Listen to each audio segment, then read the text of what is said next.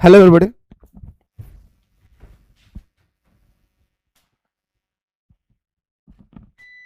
दोस्तों, आप किसी भी यूनिवर्सिटी से रिलेटेड है और आपने कोई भी ऑनर्स पेपर लिया है, आपके लिए यह क्वेश्चन बहुत इंपॉर्टेंट होने वाला है। जी हां मेरे भाई, ये क्वेश्चन हर एक यूनिवर्सिटी में बार बार पूछे जाते हैं, इसलिए दोस्तों आप लोगों को यह क्वेश्चन आप लोगों को बेहतरीन तरीके से देखना चाहिए। जैसे मेरे भाई आप सभी को पता है कि सेमेस्टर 1 में AEC जो हिंदी है, ये 50 मार्क्स का एग्जाम होता है और ये हमारा कंपलसरी कर दिया है सारा यूनिवर्सिटी में। इसलिए आपके सामने मेरे दोस्तों पहला क्वेश्चन है, आप लोग सुंदर तरीके से देखिए, समझिए। और हां, अगर देखने के बाद थोड़ा सा भी अगर आपको लगे कि हां हमें क्लासेस अच्छा लग रहा है, तो दोस्तों सेमेस्टर 1 का क्लासेस हमारा शुरू होने जा रहा है। अगर आप में से अभी तक हमारा मिसाइल क्लासेस के एप्लीकेशन को प्ले स्टोर से डाउनलोड नहीं किए, फटाफट जाएं जल्दी से प्ले स्टोर से मिसाइल क्लासेस के एप्लीकेशन को डाउनलोड करें। और डाउनलोड करने के बाद आपके स्क्रीन पे दोस्तों economics honours, history honours, political honours, geography honours, Hindi honours, English honours, all honours paper का कोर्सेस हमारे एप्लीकेशन पे अवेलेबल है। फटाफट जाएं, ज्वाइन करें और हमारे साथ जुड़ के आप अपनी तैयारी को मजबूत कर सकते हैं। तो आइए दोस्तों, बिना देर के हम लोग क्लास की ओर मूव करते हैं। सामने लेकर आ चुका हूं पल्लवन। मेरे दोस्तों, अगर पल्लवन के बारे में अगर आप लोग सुनेंगे हमारे पास, तो आप लोगों का हंस हंस के पेट दर्द हो जाएगी। जी हाँ मेरे भाई, क्योंकि मैं ऐसा टेक्निक से बताने वाला हूं कि मेरे दोस्तों जिंदगी में क्या आपने मरने के बाद भी आप याद रखेंगे कि आखिरकार पल्लवन किसे कहते हैं। आइए मेरे भाई, सबसे पहले मैं आपको पल्लवन से रूबरू कराने से पहले मैं आपको बताना चाहूंगा संक्षेपण। अगर आप लोगों को आइडिया होगा दोस्तों कि आखिर संक्षेपण क्या है, तो मेरे भाई पल्लवन तो ठीक इसका ऑपोजिट होती है। संक्षेपण का ठीक ऑपोजिट क्या है भाई, तो बोलेंगे सर हमारा पल्लवन होता है। दोस्तों संक्षेपण का मतलब मैंने आप लोगों को बताया था कि कोई भी चीजों को छोटा से बड़ा करना। यस या नो, मैंने आप लोगों को सॉरी आपका बड़े चीजों को छोटा करना, यानी अगर 30 पेज का अगर कोई स्टोरी लिखा हुआ है तो उसे 10 पेज में कैसे कन्वर्ट करना है, इसे हमें संक्षेपण कहते हैं। ठीक है, बट पल्लवन क्या है मेरे दोस्तों, तो बताएंगे सर पल्लवन का मतलब ठीक हमारा संक्षेपण का उल्टा होता है। संक्षेपण में हमारा बड़ा को छोटा करना और पल्लवन में छोटे चीजों को बड़ा करना होता है। ठीक है सर, चलिए सर, बहुत प्यारे तरीके से मैं आपको बताने वाला हूं। सबसे पहले हम और आप जानेंगे दोस्तों आखिरकार हमारा पल्लवन किसे कहते हैं, और उदाहरण के साथ मैं आपको समझाऊंगा पल्लवन की क्या विशेषता है, पल्लवन लिखते समय हमें किन किन बातों का ध्यान रखना चाहिए, ये सारे चीजें आप लोगों को मैं विस्तार पूर्वक बताने जा रहा हूं। सुनिएगा। सबसे पहले मेरे दोस्तों मैं अपना वाइफ को दिखाता हूं। एक गोरा वाली है मेरा गोरा, हाँ तू मैं हमर लगा ही है, तू हमर लगा ही, ठीक हो, हाँ मर हमर लागा ही, याद रखिए ये हमर लागे, बुझली। तोहनी एकरा देखिया, एकरा थोड़ा सा भी नहीं देखिया तोहनी, ठीक हो। चल सुनिएगा मेरे दोस्तों, आप लोग अक्सर देखे होंगे एक कहावत भी है, और दोस्तों ये दुनिया का दस्तूर भी है और प्रकृति का नियम भी है, लड़का की तुलना में लड़की ज्यादा चुगलखोर होते हैं। ये मानिए या ना मानिए, हो सकता है कि कुछ देर के लिए आप लोगों को बुरा लग सकता होगा, बट मेरे दोस्तों समझने के लिए आप लोगों को बहुत जरूरी है।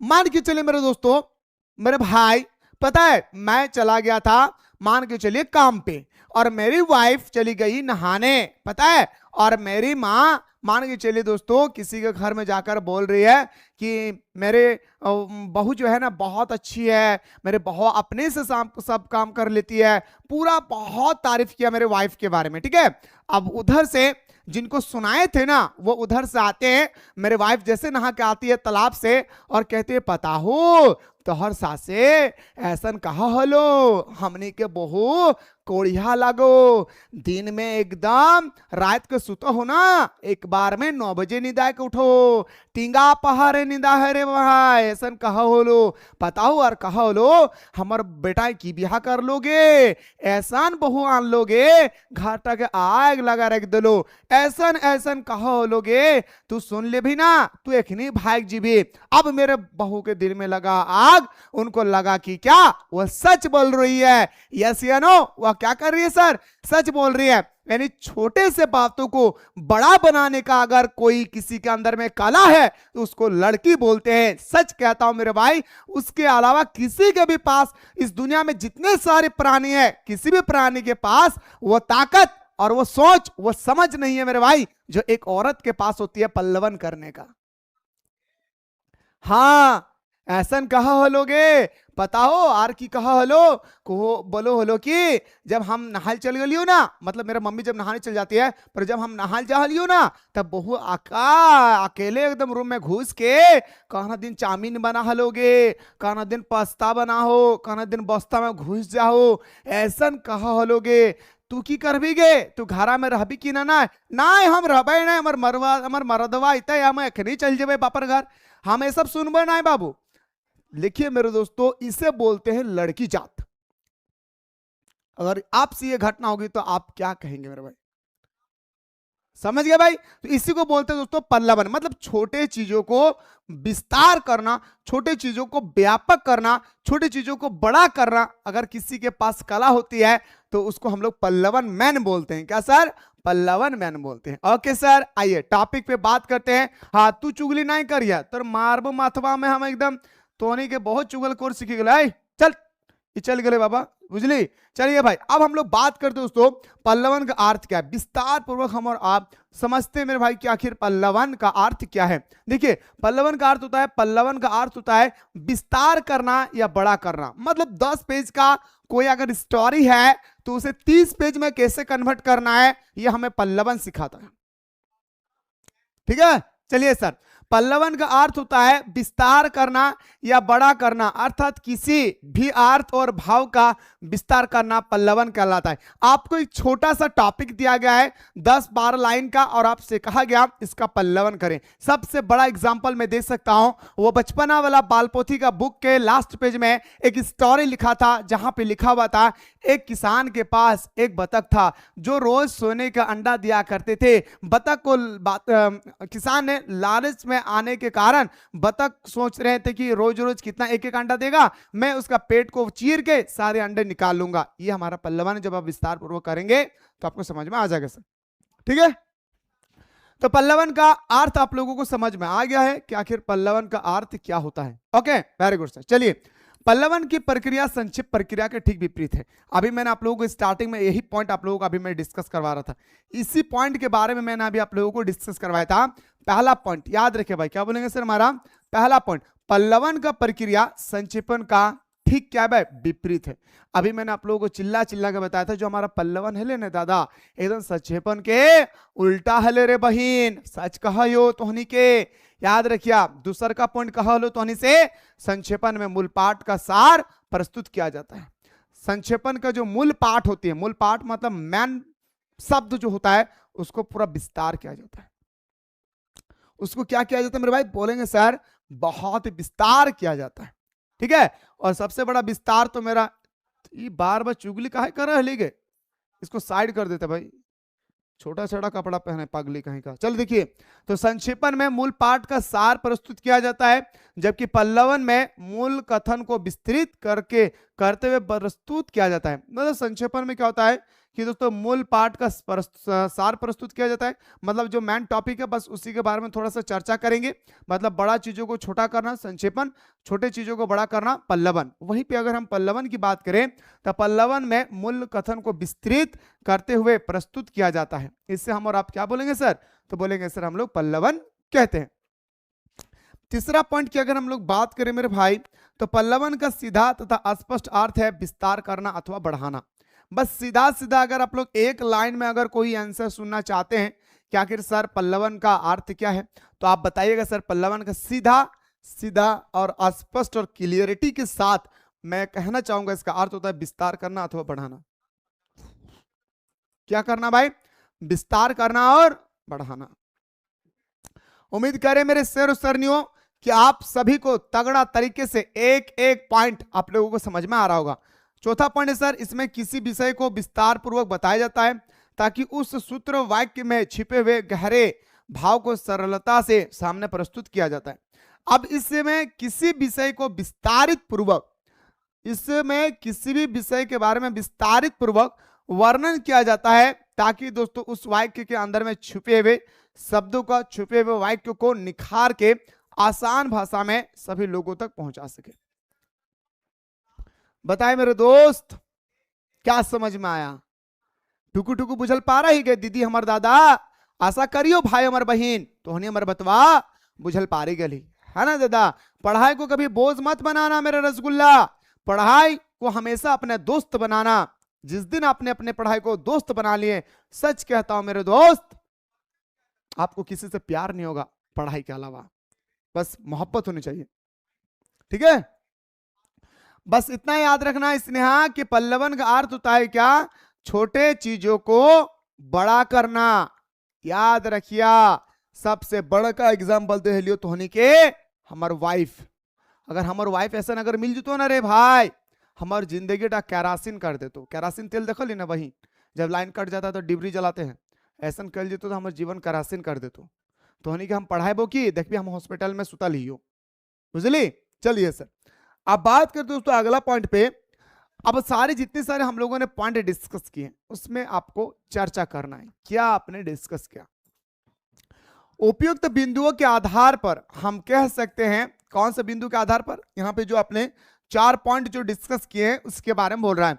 उपयुक्त बिंदुओं के आधार पर हम कह सकते हैं कि विचारों अथवा भावों के सूक्ष्म एवं सार रूप में रहने पर उसका अर्थ सामान्य लोग अच्छी तरह ग्रहण नहीं कर पाते हैं। बिल्कुल भाई, वो कह रहा है हमारा कि उपयुक्त बिंदुओं के आधार पर हम कह सकते हैं कि विचारों अथवा भावों के सूक्ष्म मतलब छोटा, याद रखे भाई, क्या बोलेंगे सर, छोटा एवं सार रूप में रहने पर उसका अर्थ सभी लोग नहीं समझ पाते। जैसे एग्जांपल देता हूं, 9 2 11 होना, 9 2 11 होना। मेरे दादी को बोलेंगे, दादी पता है हमार बहुआ 9 2 11 भाई गेले, तो कहते मारबो रे वहां में तो झटवा एकदम की बोला ही रे, क्लियर भाषा में बोल ही ना रे,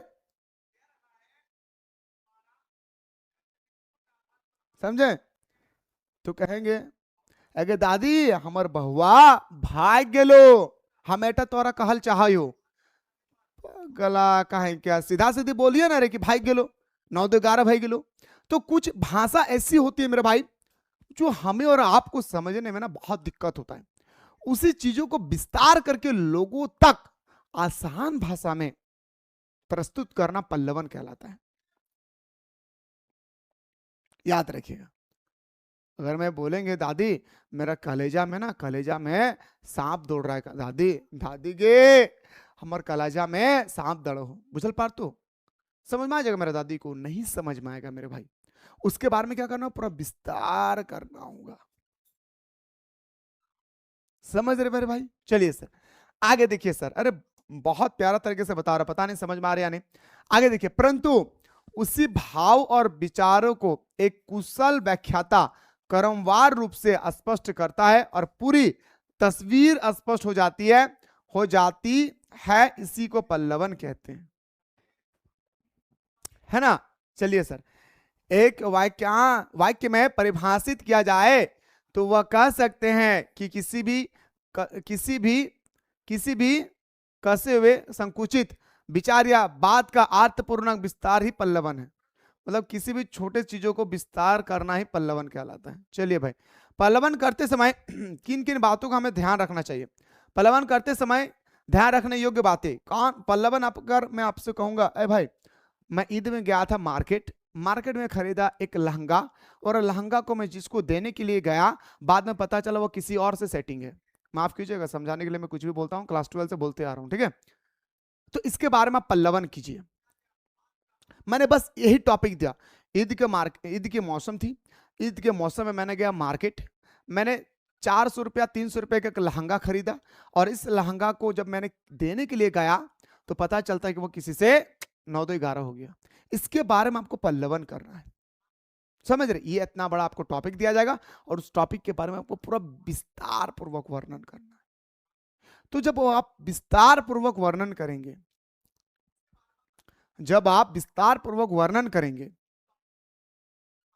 तो उस दौरान आपको कुछ बात को ना ध्यान रखना होगा।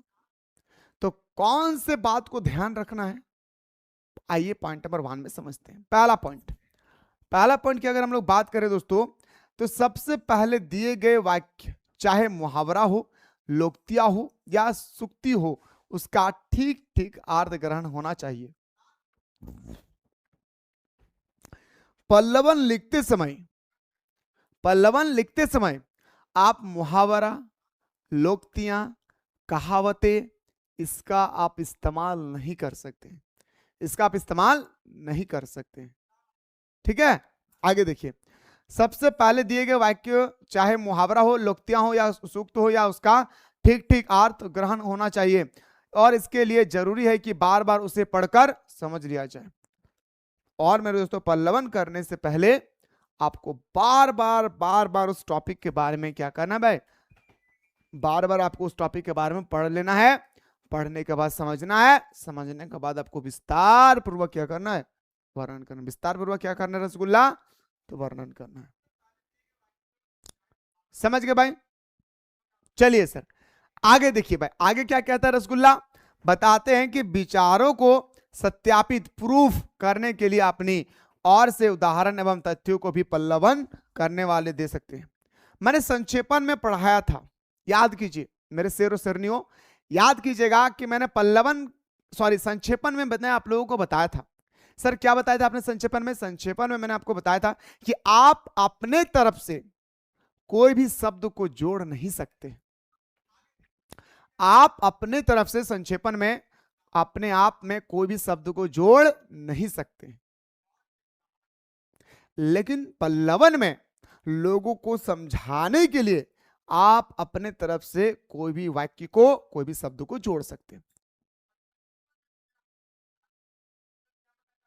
समझ रहे चीजों को? चलिए सर, तीसरा पॉइंट, भाषा स्पष्ट, सरल और मौलिक तथा वाक्य छोटे छोटे होना चाहिए। याद रखिए, होना चाहिए। आप पल्लवन लिखते समय आपको तीसरा पॉइंट में यह ध्यान रखना है। क्या ध्यान रखना है मेरे भाई? कि भाषा एकदम स्पष्ट हो, भाषा में ओल झोल नहीं होना चाहिए, भाषा एकदम स्पष्ट हो, सरल हो, और मौलिक वाक्य छोटे। मौलिक वाक्य मतलब छोटे छोटे वाक्यों में क्या हो, टूटा हुआ, ताकि लोग आसानी से पढ़ के उसे समझ जाएं। उसे हम लोग क्या बोलेंगे, पल्लवन लिखते समय ये बातें ध्यान रखना चाहिए। चौथा पॉइंट, पल्लवन करता मतलब जब आप पल्लवन करेंगे, कोई भी टॉपिक को जब आप पल्लवन करेंगे, या मैं ही पल्लवन कर रहा हूं तो मैं पल्लवन करता हो गया। पल्लवन करता को बिना अलंकार वाले शब्द वाक्यों का ही प्रयोग करना चाहिए। मतलब आप अलंकार वाले शब्द का इस्तेमाल नहीं करेंगे। आप लोगों ने सुना होगा पुनर्विक्ति, प्रकाश अलंकार, श्लेष अलंकार, यमक अलंकार। आप उस समय अलंकार का इस्तेमाल नहीं कर सकते। पल्लवन लिखते समय आप अलंकार का इस्तेमाल नहीं कर सकते। यहाँ पे बहुत बड़ा सवाल पैदा होता है, सर कि आखिरकार हम अलंकार का इस्तेमाल क्यों नहीं कर सकते? देखिए दोस्तों, अगर कोई भी शब्द में अगर आप अलंकार का इस्तेमाल करते हैं, प्रयोग करते हैं, तो वो सेंटेंस थोड़ा सा जटिल हो जाता है, कठिन हो जाते हैं। ठीक है, लेकिन मेरे दोस्तों अगर अलंकार को अगर हम हटा दें और उस जगह पे एकदम साधारण भाषा में अगर कोई शब्द लिख दे, तो कोई भी पाठक आसानी से पढ़ सकते हैं और समझ सकते हैं। तो बताएं मेरे भाई, उम्मीद करें रसगुल्ला कि आप सभी को यहां तक आसानी तरीके से समझ में आ गया। अगर मन में कहीं लड्डू फूट रहा है कि हमें समझने में दिक्कत है तो जल्दी से बताइए। अगला पॉइंट पे ध्यान देंगे। पांचवा पॉइंट में क्या कहता है सर? पांचवा पॉइंट कहता है दोस्तों कि पल्लवन लेखन शैली हमेशा अन्य पुरुष में होनी चाहिए। जैसे संक्षेपण भी अन्य पुरुष में था, वैसे ही दोस्तों वो अन्य पुरुष में होना चाहिए। जैसे वह लोग, तुम लोग, वे लोग, वो अन्य पुरुष में होना चाहिए। क्या बोलेंगे सर? अन्य पुरुष में होना चाहिए। पल्लवन लेखन शैली हमेशा क्या होना चाहिए भाई? अन्य पुरुष में होना चाहिए। ठीक है सर, चलिए सर छठा पॉइंट की बात करें तो भावों को विस्तार देते वक्त अनुच्छेदों में बांटकर एक के बाद एक क्रमवार ढंग से लिखना चाहिए। अनुच्छेद मतलब क्या, मैं आपको बताना चाहूंगा। जैसे 1.1, 1.2, 1.3, 1.4, 1.5, आप जितना भी पॉइंट लिखना चाहेंगे, मतलब इसका मतलब क्या होता है कि आप जितना डिटेल्स में चर्चा करना चाहेंगे उतना पॉइंट होगा आपके लिए। आप 2 पॉइंट में भी इसका आंसर लिख सकते हैं, 3 पॉइंट, 4 पॉइंट, 5 पॉइंट में भी लिख सकते हैं, है ना सर? लेकिन इस चीज को ख्याल रखिए कि भावों को विस्तार देते वक्त अनुच्छेद में बांटकर एक के बाद एक क्रमवार ढंग से लिखना चाहिए। 7वां पॉइंट की अगर हम बात करें, पल्लवन में ध्यान रखना चाहिए कि अनावश्यक उदाहरण या अनावश्यक चर्चा से विस्तार नहीं होना चाहिए। मतलब पल्लवन लिखते समय आपको यह ध्यान रखना है, पल्लवन लिखते समय आपको यह ध्यान रखना है, पल्लवन लिखते समय आपको क्या ध्यान रखना भाई, तो पल्लवन लिखते समय आपको ध्यान रखना है कि अनावश्यक बातें को आप शामिल नहीं कर सकते हैं। अनावश्यक बातें और अनावश्यक उदाहरण को आप शामिल नहीं कर सकते, याद रखिएगा। पल्लवन लिखते समय अनावश्यक बातें और अनावश्यक उदाहरण को आप शामिल नहीं कर सकते। पॉइंट नंबर 8, किसी उक्ति या कथन को असहमत होने पर भी उस पक्ष की चर्चा करनी होगी किंतु उसका खंडन नहीं किया जाएगा। मतलब मेरे दोस्तों, कोई व्यक्ति ने गुनाह किया है और आप पल्लवन लिखते समय उस गुनाह को छिपा नहीं सकते, उस पल्लवन लिखते समय उसकी सिफारिश नहीं कर सकते। अगर कोई गुनाहगार है और इसके बारे में अगर आप पल्लवन कर रहे हैं तो वो व्यक्ति ने जो जुर्म किया है उस जुर्म के बारे में विस्तार पूर्वक लिखे, चाहे आपका फादर हो, मदर हो, चादर हो, एंटीना हो, कोई भी हो, उसके बारे में आपको क्या करना भाई, पूरा विस्तार पूर्वक लिखना। ऐसा नहीं कि मेरा फादर है, मैं अपने पापा का सफाई देने के लिए मैं बोल दूंगा कि मेरे पापा चोरी नहीं किए थे। आप इस तरह से अपने शब्द से आप अपने तरफ से वाक्य तो जोड़ सकते हैं। मैंने अभी आपको कहा एक पॉइंट में कि आप अपने तरफ से तो वाक्य जोड़ सकते हैं, पर आप ऐसा वाक्य को बिल्कुल नहीं जोड़ सकते हैं जो क्या हो भाई, झूठा हो। वही कह रहे हैं यहाँ पे पॉइंट नंबर 8 कि किसी उक्ति या कथन को असहमत होने पर भी उस पक्ष की चर्चा करनी होगी, चाहे वो बेकसूर हो या कसूर हो। अगर रिलेटिव है तो आप उसके बारे में, रिलेटिव हो या ना हो उससे कोई लेना देना आपको नहीं है, उसके बारे में आपको चर्चा करना होगा किंतु उसका खंडन नहीं किया जाएगा। आप नहीं कर सकते उसका खंडन कि वो चोरी किया था, नहीं वो चोरी नहीं किया था, आप नहीं बोल सकते मुझे। पॉइंट नंबर 9, पल्लवन की भाषा सरल, सहज और बोधगामी होना चाहिए। मतलब बोल रहे क्या, पल्लवन की भाषा सरल भाषा हो, सहज में आसानी हो, और बोधगामी मतलब स्पष्ट हो। क्या बोलेंगे सर, अस्पष्ट, याद रखिए क्या भाई, तो बोलने से अस्पष्ट भाषा होनी चाहिए। अभी मैंने बताया संक्षेपण हो या पल्लवन, ये दोनों ही में मैच होता है भाई, कि संक्षेपण लिखते समय या पल्लवन लिखते समय भाषा सरल, सहज और स्पष्ट भाषा में हो ताकि कोई भी पाठक पढ़ के आसानी से समझ जाए, ठीक है ना। पल्लवन में अति विस्तार से भी बचना चाहिए, और पल्लवन में दोस्तों अति विस्तार से भी बचना चाहिए, है ना भाई। अति विस्तार का मतलब समझ रहे, मतलब जितना बड़ा आपसे कहा जाएगा उतना बड़ा ही आपको लिखना है। अगर आपको कहा जाएगा कि 1000 शब्दों में लिखना है तो आपको 1000 शब्द का ही इस्तेमाल करना है, 1000 शब्द का ही आपको इस्तेमाल करना है, कोई और शब्द का इस्तेमाल नहीं करना है। क्या समझ में आया और क्या नहीं समझ में आया, एक बार सारे स्टूडेंट्स जल्दी से दोस्तों बताएं। एक बार सारे स्टूडेंट्स क्या करें मेरे भाई, जल्दी से मिलकर एक बार क्या करें भाई, सबको ही बताएं क्या समझ में आया और क्या नहीं, ठीक है। चलिए भाई, अब सबसे बड़ा भाई आपको एक उदाहरण देता हूं दोस्तों। आपको क्या कहता है मेरे भाई, एक उदाहरण देता हूं। चलिए मेरे भाई दोस्तों, आपको उदाहरण देते हैं दोस्तों ईर्ष्या का। ईर्ष्या मतलब क्या होता है भाई, जलन होता है। ईर्ष्या मतलब क्या होता है मेरे भाई, तो बोलेंगे सर जलन। नहीं बोलेंगे सर कि ईर्ष्या का मतलब क्या होता है मेरे रसगुल्ला, तो बोलेंगे सर ईर्ष्या का मतलब हमारा जलन होता है, ठीक है। पल्लवन अगर बात करें, जैसे दूसरे के दुख को देखकर दुख होता है। कभी जिंदगी में आपको ऐसा हुआ है कि दूसरे के दुख को देखकर मैं भी दुखी हो जाता हूं? कभी आप लोगों के अंदर में ये कभी हृदय का दिल पिघला है कि किसी दूसरे के दुख को देखकर दुखी हो जाते हैं? जैसे कि दूसरे के दुख को देखकर दुखी होते हैं, वैसे ही दूसरे के सुख से या भलाई को देखकर भी एक प्रकार का दुख होता है। आपसे यहाँ पे कहा गया कि मेरे दोस्तों, अगर कोई स्टूडेंट्स या टीचर्स या दुनिया का कोई भी इंसान जैसे किसी दूसरे के दुख को देखकर दुख होती है, वैसा ही दोस्तों कोई भी इंसान अगर सफल होते हैं, या मैं बोल सकता हूं दोस्तों कोई इंसान की अगर भलाई होती है, कोई अगर सुख होता है, तो इसे देखकर भी हमें दुख होता है। सही बोल रहा भाई। अगर पड़ोस का बच्चा अगर कुछ कर लेना, आपके अंदर में ईर्ष्या आ जाएगी, जलन आ जाएगा। रियलिटी है दोस्त इस दुनिया का, ठीक है, जिसे ईर्ष्या कहते हैं। ईर्ष्या मतलब क्या, जलन। ईर्ष्या का मतलब क्या बोल सकते हो दोस्तों, जलन। ईर्ष्या का मतलब क्या बोल सकते भाई, जलन, ठीक है। तो हमें जलन कब होता है, जब हमारे आसपास के कोई भी लड़का या लड़की किसी भी फील्ड में हो, जब वो सफल हो जाते हैं और मैं सफल नहीं हो पाता हूं, तो हमें एक जलन होता है, एक जेलियस कहलाते हैं हम। क्यों? क्योंकि उससे मुझे जलते हैं, ठीक है। आगे देखिए, ईर्ष्या की उत्पत्ति कई भावों के संयोग से होती है। ईर्ष्या की उत्पत्ति जो है कई भावों के संयोग से होती है। इससे इसका प्रादुर्भाव बच्चों में कुछ देर में देखा जाता है, और पशु में तो शायद ही भी होता नहीं है। पशु मतलब गाय, भैंस, सुअर, ये सब में देखे जिंदगी में कि ईर्ष्या करता है। इस दुनिया में अगर कोई ईर्ष्या करता है तो वह एकमात्र प्राणी है मनुष्य। अगर कोई ईर्ष्या करता है तो इस दुनिया में एकमात्र है प्राणी हमारा मनुष्य। और इस मनुष्य में भी दोस्तों दो कैटेगरी होते हैं, मेल और फीमेल। तो फीमेल लोग ज्यादा ईर्ष्या करते हैं, फीमेल लोग ज्यादा जलन होते हैं। भाई क्यों पता है? बोलो तो। शादी घर जाते हैं और देखते हैं, अरे बाप रे बाप, ये कैसे मेकअप कर लेगे, कोयला खदान के एकदम आटा का बोरा जैसे बना दे लेगे, बाप रे बाप, कौन पाउडर लगा ले लेगे, कौन प्राइमर मार लेगे, बाप रे बाप। अब जलना शुरू।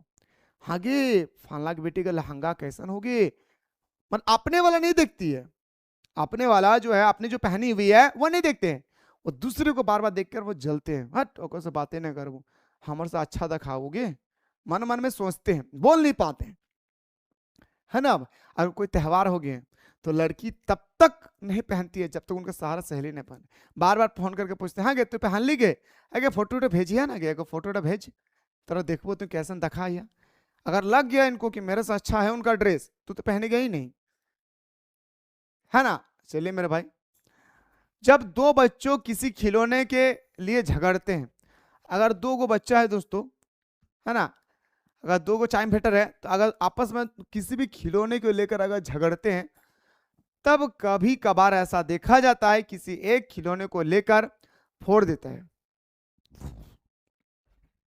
कोई भी व्यक्ति, कोई भी बच्चा, एक खिलौना दो व्यक्ति है, एक खिलौना दो बच्चा है, और उस खिलौने के लेकर दोनों में आपस में झगड़ा होता है। तो एक बच्चा क्या करता है दोस्तों, उस खिलौना को पकड़ते हैं, उठा के जमीन में पटकते हैं और चकना चूर कर देते हैं। क्या बोलेंगे सर? चकना चूर कर देते हैं। बोलेंगे ना रहेगा बांस ना बजेगी बांसुरी, ठीक है। तब कभी कभार ऐसा देखा जाता है कि उस खिलौने को लेकर फोड़ देता है, जिससे वह किसी के काम में नहीं आता है। इससे अनुमान हो सकता है कि उस लड़के के मन में यही रहता है कि चाहे वो खिलौना मुझे मिले या ना मिले, लेकिन दूसरों को नहीं मिलना चाहिए।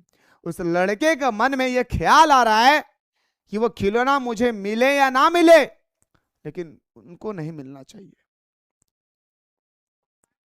ठीक है। उस लड़के को नहीं मिलना चाहिए, लेकिन किसी और के काम नहीं आना चाहिए, अर्थात उनकी स्थिति मुझसे अच्छा ना रहे।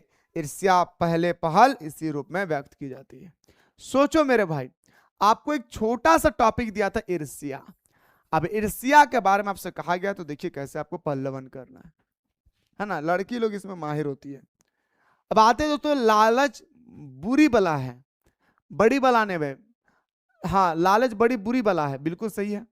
लालच क्या है भाई? आपका टॉपिक दिया गया पल्लवन करने के लिए, बस इतना छोटा सा टॉपिक है, आपको इतना छोटा सा टॉपिक दिया गया है कि लालच बुरी बला है या लालच बड़ी बुरी बला है, मतलब लालच इंसान को नहीं करना चाहिए। देखिए दोस्तों क्या पल्लवन कह रहा है सर, लालच एक ऐसी मनोवृत्ति है हमारा मस्तिष्क का है जिसमें व्यक्ति अपना विवेक और बुद्धि दोनों खो बैठता है। बिल्कुल भाई, लालच एक इंसान, लालच एक ऐसी व्यक्ति है दोस्तों, लालच एक ऐसा हमारा प्राणी है, लालच एक ऐसी चीजें हैं दोस्तों जो इंसान के बुद्धि को खो देता है। आप खुद देखिए मेरे दोस्त, आप भगवान से प्रार्थना करें, भगवान काश मुझे 50,000 रुपया मिल जाए, भगवान मैं आज के बाद कभी भी कोई पैसा नहीं मांगूंगा भगवान आपसे, आपको 50,000 मिल गया। पता है आप क्या सोचेंगे? भगवान 50,000 की जगह पे भगवान अगर आप 1 लाख दे देते, भगवान भगवान किसी भी तरह से अगर आप मुझे 1 लाख दे देते तो बहुत आभारी रहते मैं आपका। इस तरह से दोस्तों आपके मन में क्या आ गया? एक लालच आ गई। क्या बोलेंगे रसगुल्ला? तो बोलेंगे सर आपके मन में एक लालच आ गया सर, ठीक है। आगे देखिए सर क्या कहता है, यह बात एक बाल कहानी से सिद्ध होता है। बाल कहानी मतलब मेरे दोस्तों बालक, बाल कहानी का मतलब क्या होता है दोस्तों? बालक, याद रखिएगा। बाल कहानी का मतलब क्या होता है मेरे दोस्तों? बालक यानी बच्चा, ठीक है। सिद्ध होता है जिससे एक मनुष्य के पास एक मुर्गी थी। क्या बोलेंगे सर? एक मनुष्य के पास एक मुर्गी थी जो रोज एक सोने का अंडा देती थी। एक किसान है और इस किसान के पास एक मुर्गी थी और वो मुर्गी रोज क्या देते थे, अंडे देते थे, सोने का अंडे दिया करती थी। ऐसे सोने के अंडे को पाकर वह आदमी बड़ा खुश रहता था, बड़ा खुश रहता था। ऐसे अंडे को पा करके वह आदमी बड़ी खुशी नजर, मतलब बहुत खुश रहते थे। वो आदमी जो है बहुत खुशी महसूस करते थे, अरे मेरे मुर्गी सोने के अंडे दे रहे, काफी खुशी नजर आते थे। परंतु वो काफी लालची था। वो किसान जो थे हमारा, वो काफी क्या थे भाई, लालची थे। वो किसान क्या था मेरे भाई, तो बोलेंगे सर वो किसान काफी लालची था, है ना। वो एक दिन क्या करते मेरे भाई, कि वह मन ही मन सोचा करता था कि मुझे सिर्फ रोज एक ही सोने का अंडा मिलता है, मुझे सिर्फ रोज एक ही सोने का अंडा मिलता है, मुझे सारे सोने के अंडे एक साथ ही क्यों ना मिल जाते हैं, मुझे रोज रोज एक अंडा के इंतजार करना पड़ता है, मुझे क्यों ना एक ही दिन में सारे अंडे मिल जाए। ठीक है, आगे देखिए, इसी कारण उसने सोचा क्यों ना मुर्गी के पेट से एक साथ सभी अंडे निकाल लिया जाए। उसके मन में एक ख्याल आया, मुझे किसी भी हाल में मुर्गी के पेट को फाड़ना है, चीरना है, और सोने के अंडे को एक ही बार में मुझे निकाल लेना है। इसलिए उसने मुर्गी को मार डाला। वह मुर्गी भी अन्य मुर्गी की तरह ही था, अन्य मुर्गी की तरह ही थी। उसके पेट के अंदर सोने भरे हुए नहीं थे। अब उसके पेट में दोस्तों सोने भरे हुए नहीं थे। मुर्गी के मरने के बाद उसको सोने का एक भी अंडा नहीं मिला। अब मुर्गी तो मर गई बेटा, मुर्गी को मर जाने के बाद उनको एक भी सोने का अंडा नहीं मिला। इस प्रकार सोने का अंडा और मुर्गी दोनों उसके हाथ से चली गई, और इस प्रकार दोनों, उनके मुर्गी और अंडा दोनों उनके हाथ से चली गई। इसी को बोलते हैं दोस्तों क्या, पल्लवन। इस प्रकार अपने लालच के चलते उस व्यक्ति की सामान्य बुद्धि भी समाप्त हो गई। वह लालच के चलते इतना भी नहीं सोच सका कि मुर्गी के पेट में बहुत से अंडे एक साथ नहीं हो सकते। इसलिए कहा जाता है लालच क्या है, बुरी बला है। लालच क्या है मेरे रसगुल्ला, बुरी बला है। बताएं मेरे दोस्त, किनको पल्लवन के बारे में समझ में आया है, किनको नहीं आया है, जल्दी से कमेंट सेक्शन में बताएं।